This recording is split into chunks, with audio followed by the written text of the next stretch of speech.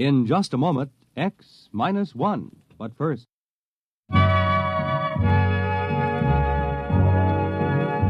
You are listening to the distinctive style of Claude Thornhill, one of today's top musicians and band leaders. It's popular music with all the beauty of a classical symphony. And there are more fine arrangements by Claude Thornhill all this week when he makes his appearance on NBC Bandstand. In addition, you're treated to the inimitable beat and rhythm of master jazzman Lionel Hampton. Join MCs Bert Parks and Dick Hames all this week on NBC Bandstand. And now stay tuned for X-1 on NBC. Countdown for blast off. X-5, 4, 3, 2, X-1, fire.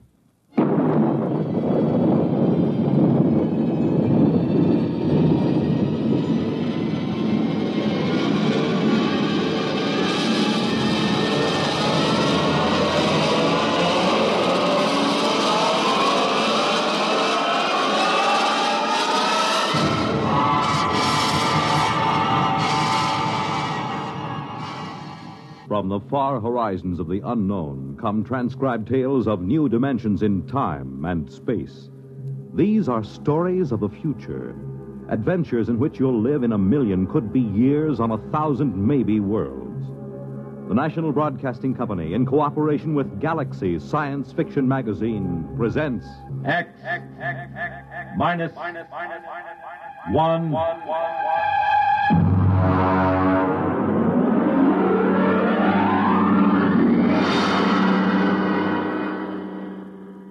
Tonight's story, The Snowball Effect, by Catherine McLean.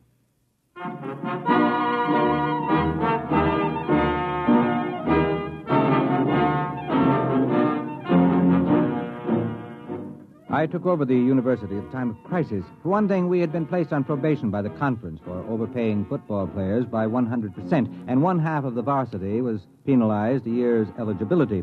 On top of that, I was called in by Mr. Harvey J. Grover of the Board of Trustees. We had lunch at 21 on his expense account, and after the Napoleon brandy, he lowered the boom. Dr. Holloway, the university is in crisis. I know, Mr. Grover, I know, but I'm assured that our scouts have turned up several likely zinc miners in Colorado. You can assure the board that we'll have a line to reckon with next season. I'm not talking about football. There are other things at the university, I'm told. Well, of course. Holloway, as president of the university, you've taken on a grave responsibility. I know. I don't mind telling you the board has been gravely concerned. The number one problem facing us is academic freedom. It is? You're darn tooting. We want every academic department free from debt, running in the black. Is that clear? Academic freedom, huh? I see. Any faculty that can't support itself by grants, bequests, corporation or government contracts is out. All of them? Down to the last assistant instructor. Look, Holloway, I'll put this to you straight. Most of the board was against hiring you. They had a bright young plant manager from General Products they said could show a profit from a candy store in the Mojave Desert. But I stood up for you. Why, thank you, sir. I told them the president of the university has got to be at least a high school graduate or it doesn't look good.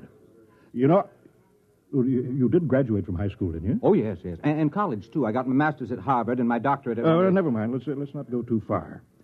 Have you got this straight now? Oh, yes. I've got to make a profit on the candy store... the university. That's right. Oh, and Holloway... Yes? How many zinc miners did you say we dug up?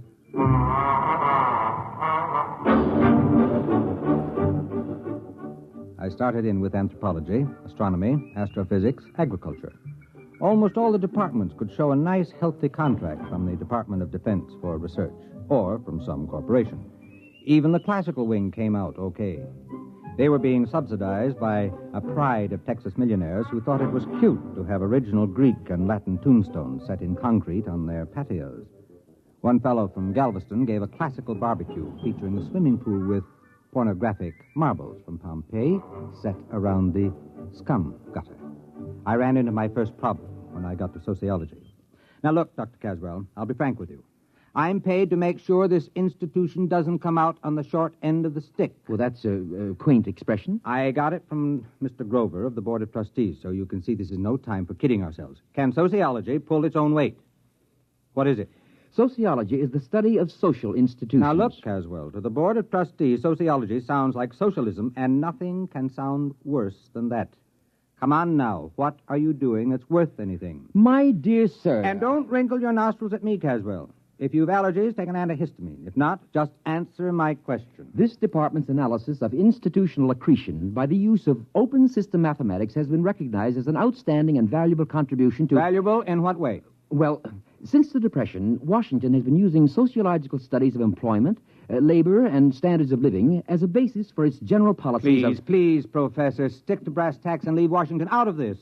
What specifically has the work of this specific department done that would make it as worthy to receive money as, say, a heart research fund?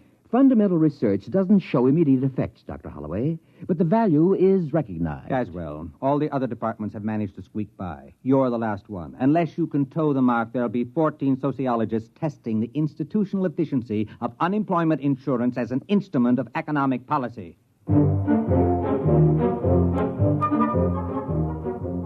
Caswell knew I had him. Unless he could show me how his department could scratch a buck together, I'd have to expunge his name from the catalog and have him drummed out of the faculty club.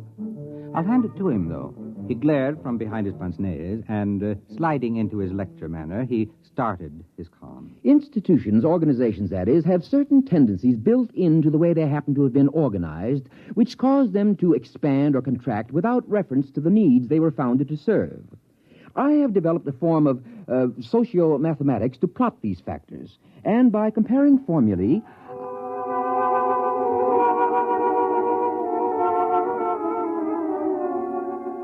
Is it all perfectly clear to you? Well, it wasn't to me either. I grasped the idea that he could tell whether an organization would get bigger or smaller and why, and so I asked him for proof. Well, I could give you a demonstration. How quickly? 6 months. All right, let's see. We've got a basketball team averaging 7 feet. That ought to keep the board busy till spring. And after that, that bonus pitcher we stole from the Milwaukee Braves. All right, Caswell, you've got 6 months.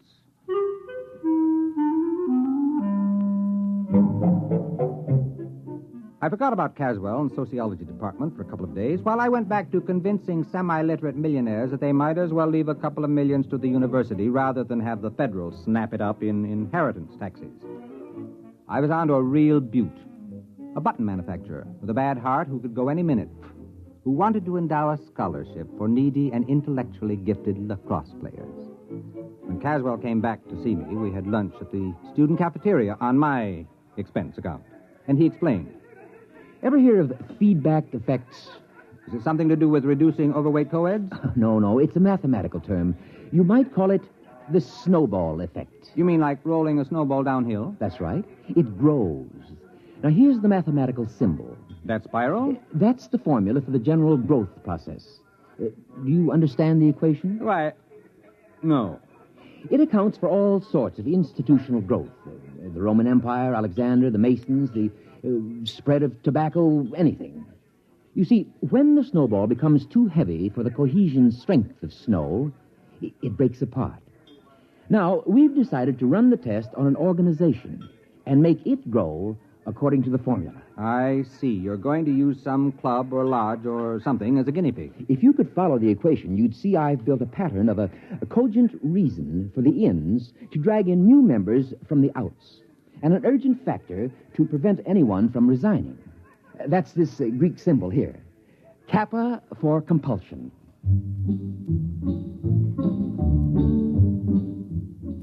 I suggested a few changes in the organization plan, and we finally worked out a setup that was nice and simple. We put our heads closer together and tried to pick the best place for a demonstration. It should be small enough to observe, and yet large enough to be statistically significant. How about Passaic, New Jersey? My sister lives there. Oh, let's make it Waukesha. I have some student sociological surveys of it already. We can pick a suitable group from that. We've got to make this an ironclad demonstration. We'll have to pick some little 2-foot nothing club that nobody would ever expect to grow. Some miserable, pathetic little organization.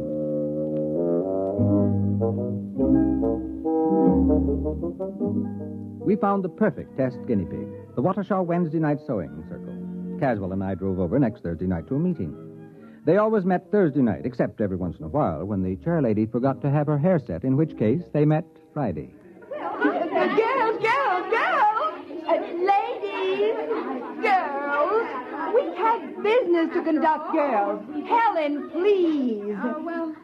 The regular meeting is now called to order. Bernice? Just a minute, dear. Will the secretary... Bernice? You're out of order, dear. It's not a regular meeting. But of course it is.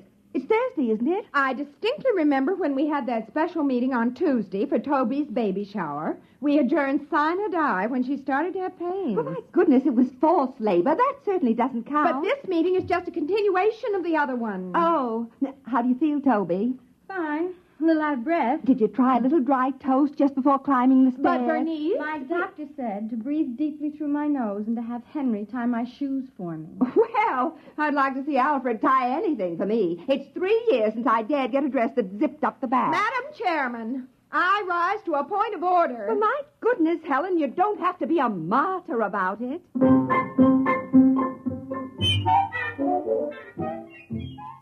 That's the way the meeting of the Watershaw Sewing Circle went on.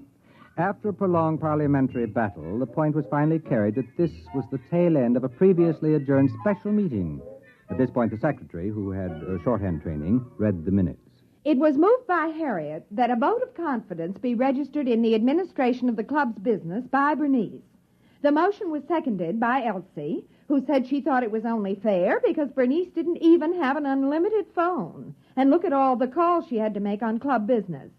The motion was amended by Joan to include Bernice Calloway as well as Bernice Hackett, because with 2 Bernices, the whole thing would be confusing, and it didn't seem fair to discriminate between Bernices, because Bernice Calloway didn't have an unlimited phone either, and besides, her phone was way upstairs in the bedroom without even a kitchen extension.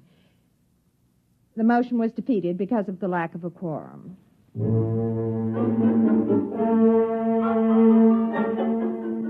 Finally, the new business of the meeting was reached, and Bernice, introduced Professor Caswell and myself as observing professors doing a survey of charitable institutions. After the business meeting, brownies, sponge cake, and apricot peekaboo cookies were served with coffee. Caswell and I drew the unlimited Bernice aside. You see, Mrs. Hackett, I've been making a few notes on a slightly modified constitution and bylaws for your organization. You have? You see, it all depends on having a competent and capable lady in charge. Oh, yes. Yes, Frankly, I see. Frankly, this plan would be dangerous unless there was a woman of great character elected to the post of chairlady. Well, of course. You see, there are several ways of, influencing an election.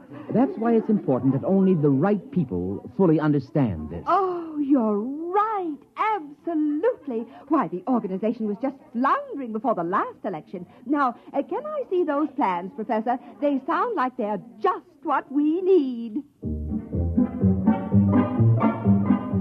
Naturally, she was hooked. As Caswell buttered her up, her eyes began to gleam, and she studied the simple little bylaws and constitution the professor had drawn up, nodding happily as the classic beauty of the scheme struck home. The meeting broke up when, after 4 brownies and a wedge of butterscotch cashew angel food surprise, Toby started to have real labor pains. We found out later it was a 9.5-pound boy. Caswell and I left the meeting and stopped for a pizza and beer to get the taste of the apricot peekaboo cookies out of our mouths. Well, there you are, Dr. Holloway. They adopted our bylaws with only 1 dissenting vote. I don't like that secretary. She's a spoiler, always suspicious. My first wife was like that. Don't worry, she hasn't got a chance. That Bernice woman has clear sailing under my equations. It's rigged to favor an aggressive extrovert over the paranoidal personality. You're sure it'll work now? I'd stake my academic reputation on it. You have? Don't worry, Dr. Holloway. We've given that sewing circle more growth drives than the Roman Empire.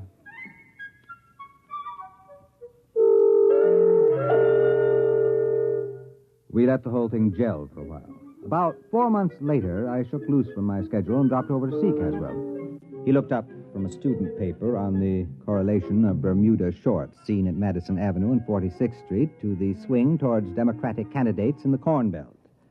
Good morning, Dr. Holloway. Good morning. Caswell, I just wanted you to know we hadn't forgotten you. Now, about that sewing club business, I'm beginning to feel the suspense. Could I get an advance report on how it's coming? Well, I haven't been following it that closely. We're supposed to let it run the full 6 months and then check. But I'm curious. Could I get in touch with that woman? What's her name? Bernice something? Hackett. Bernice Hackett. Would it change the results if we checked it now? Not in the slightest. If you want to graph the membership rise, it should be going up in a long curve. Probably doubling ever so often. Well, if it's not rising, you're fired, you know. If it's not rising, you won't have to fire me. I'll burn my books and shoot myself. I went back to my office and put in a call to Watershaw. Mrs. Hackett wasn't in. The maid informed me she was at the meeting. That sounded better. If the sewing circle was meeting on a Saturday, then maybe Caswell had a chance. But she wasn't going to a sewing circle meeting. There was another organization, the Civic Welfare League. I hung up the phone and thought about poor Caswell. If the sewing circle had really gone up the flue, he was on his way up with it. I decided to go over to Watershaw and check to give the poor old goat the benefit of the doubt. The meeting of the Welfare League was in the Knights of Columbus building, a tremendous pile used for dozens of club meetings at a time. There was some kind of political rally going on in the main hall. Streets were jammed, and I figured I was going to have a tough time finding the little back room where the Civic Welfare League was meeting. I figured they must be in a pretty bad way trying to hold a meeting in competition with a brawl like the one in the main room. Right this way, look, sir. Miss, I'm looking for a small meeting. Well, It's here you the, are. Membership application, song sheet, bylaws, and pledge. No, you don't understand. I don't well, want that's to. all right. You can keep it. It's a new membership kit. Everyone's supposed to have it. We've just printed up 6,000 copies to make sure there'll be enough for this meeting. No, you don't understand, Miss. I'm looking for the meeting of the Civic Welfare League. Well, this is it. No, I mean the one with Mrs. Hackett. Bernice Hackett. Do you know her? Well, there she is up on the speaker's platform. And now, after the ushers have passed among you with membership blanks, it is time to rededicate ourselves to the principles we stand for. With a bright and glowing future, the best people in the best planned town in the country, the jewel of the United States. All we need is more members. Now get out there and recruit! Recruit! Recruit!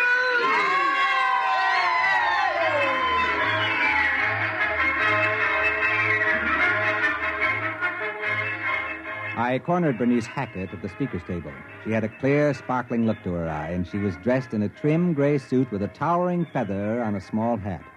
A clutch of pretty junior ushers, all with goose pimples showing above strapless formals, clustered about her. I managed to get to see her in the back room while the mayor was addressing the meeting. Hello there. It's a pleasure to see you. What happened to the sewing circle? Oh, it's just a little change, that's all. Helen, dear. Yes, BH. Send those wires out to the senator in Washington. You can tell him we want his support on the slum clearance or else. Check. Now, let's see, where were we? Oh, yes. We started growing by amalgamating with other small charity groups. Worked much more efficiently that way. Bernice, we're running out of membership blanks. Call the printer. He's got instructions to keep the type standing. Check. Naturally, we had to change our name each time, but we've still got the same constitution and bylaws, the ones you professors worked out for us. Then you've been growing. Oh, dear, yes. Bernice, what do we do about the town board of aldermen? I explained to them they can't get in at a group rate. Each one will have to join separately. Check. Oh, yes, Professor. We're growing and growing and growing.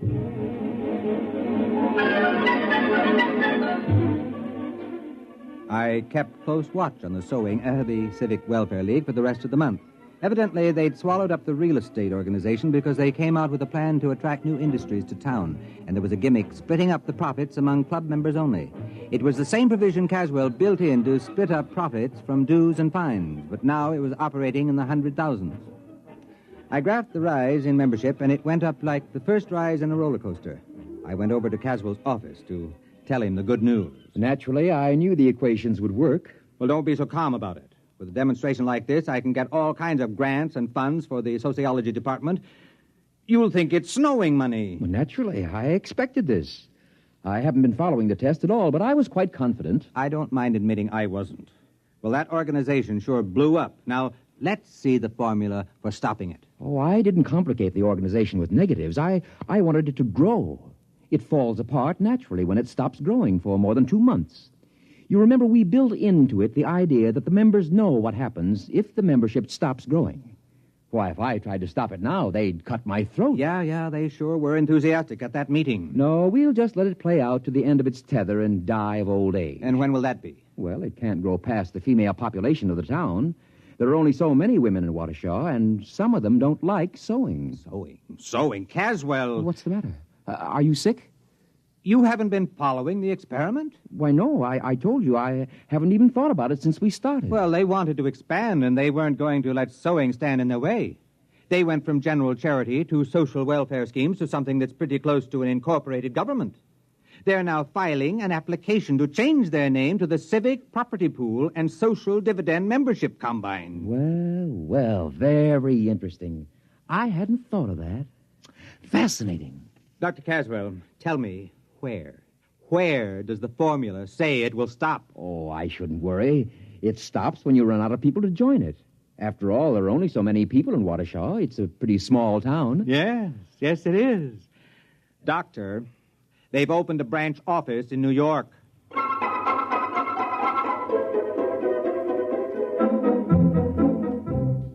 Caswell got out his slide rule then, and we went over the charts I had been keeping. He ran the results through the physics department's new analog computer to check the results. Yes, it checks. Well, now, allowing a certain lag of contagion from one nation to another, language and cultural barriers, it will reach total world population in 12 years. About 1 week after that, various isolated pockets, Australian Bushmen, Tibetans, African Pygmies, will all be members. You mean only 12 years? Give or take a week, 12 years. The whole world? Well, there is something to be said for a worldwide government. Many people are definitely in favor of it. But under Bernice Hackett, the whole world? Oh, you asked me for a demonstration. The equation works. But what happens when the whole world is organized and there are no new members? Well, 2 months after the organization stops growing, it collapses. It's built in the formula. Yes, but what happens then? Oh. Well, I haven't the faintest idea. I haven't carried the equations that far. Look, Caswell, whatever happens, I don't want anyone to ever pin this on me. From now on, if anyone asks me, I never heard of Waukesha. Well, that was 12 years ago. I think Caswell and I are about the only men on Earth who don't hold membership cards in the United Terrestrial Civic Welfare and International Property Pool. Bernice Hackett, Global Administrator. It's a race against time now. There hasn't been a new member in a week and a half, and Bernice is anxiously awaiting news from the first Mars Expeditionary Fleet. And as she says, if only they find life there. We need new members, desperately. You have just heard X-1, presented by the National Broadcasting Company in cooperation with Galaxy Science Fiction Magazine, which this month features The Stars, My Destination, the first installment of a 4-part serial by Alfred Bester, a brilliant novel on teleportation in the world of the future. Galaxy Magazine, on your newsstand today. Tonight, by transcription, X-1 has brought you The Snowball Effect, a story from the pages of Galaxy written by Catherine McLean and adapted for radio by Ernest Kenoy. Featured in the cast were Ted Osborne, Wendell Holmes, Warren Parker, Audrey Blum, Mary Patton, Patsy O'Shea, and Peggy Allenby. Your announcer, Fred Collins. X-1 was directed by Daniel Sutter and is an NBC Radio Network production.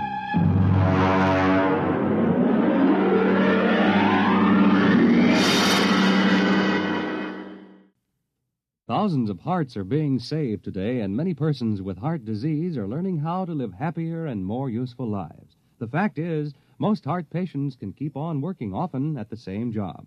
This progress is the result of intensive medical research which you support when you give to the Heart Fund. Send a contribution now to your local Heart Association or to Heart, care of your post office. When you help your Heart Fund, you help your heart. Only NBC Radio brings you the whole convention story. Listen tonight.